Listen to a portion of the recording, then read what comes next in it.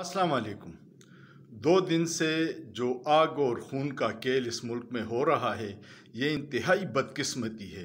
और इससे भी बड़ी बदकिस्मती ये है कि कोई भी होशमंदी से काम नहीं ले रहा।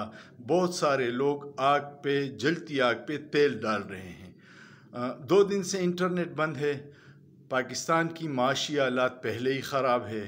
इंटरनेट बैरूनी दुनिया से राब्ते का वाहिद ज़रिया है।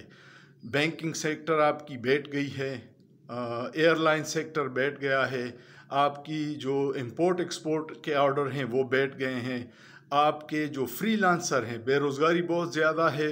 नौजवान फ्रीलांसिंग से कुछ पैसे कमाते थे, उनके लिए इंटरनेट बड़ा ज़रूरी है, वो बंद है। तो मुल्क को किस तरफ धकेला जा रहा है? खुदारा ज़िद और अना छोड़िए, मिल बैठ के इस मसले का हल निकालिए। जब आप लोगों को लीगल राइट्स नहीं देते, वोट की ताकत को रोकते हैं, तो फिर लोग रिएक्ट करते हैं, जिसका नुकसान मुल्क और रियासत को होता है।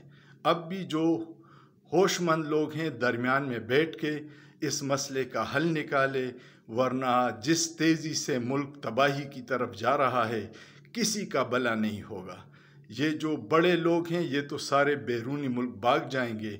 मैंने और आपने इस मुल्क में रहना है, तो खुदारा हमारे लिए इस मुल्क को अजाब मत बनाइए। हर मुहिब वतन इस वक्त परेशान है, इस परेशानी का कोई हल निकालिए। ज़ख्मों पे मरहम रखिए, ज़ख्मों पे और नमक मत छिड़किए। सोचिए, सोचना जुर्म नहीं है।